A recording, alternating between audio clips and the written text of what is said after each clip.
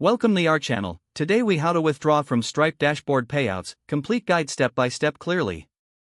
To withdraw from Stripe Dashboard Payouts, start by logging into your Stripe account. Once logged in, navigate to the Dashboard section. Look for the Payouts tab on the left-hand menu and click on it. Here, you will see a listing of your recent payouts. Identify the payout you want to withdraw from. Click on the specific payout for more details. Review the payout information to ensure it's the one you intend to withdraw. Next, go to your bank account settings to confirm the account linked to your Stripe. Make sure your account information is accurate and up to date. If everything looks correct, locate the Withdraw button or link. Click on it to initiate the withdrawal process. You may be prompted to confirm the withdrawal amount. Enter the amount you wish to withdraw, if necessary. Check for any applicable fees that may affect your withdrawal. After confirming the amount, click on the Confirm button. You'll receive a notification indicating that your withdrawal request is being processed.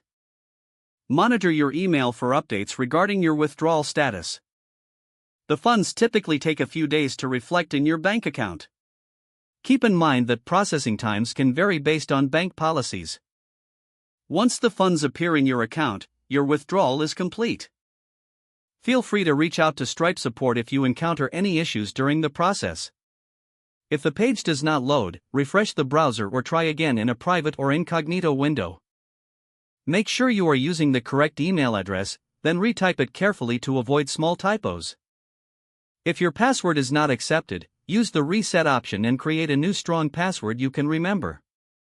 Check your spam folder for verification or security emails, then complete any requested confirmation steps. Enable two-factor authentication if available to improve account security and reduce unauthorized access risk. After signing in, review your profile details so your contact information and settings are accurate and current. If you see an error message, note it down and try again after restarting your device and internet connection.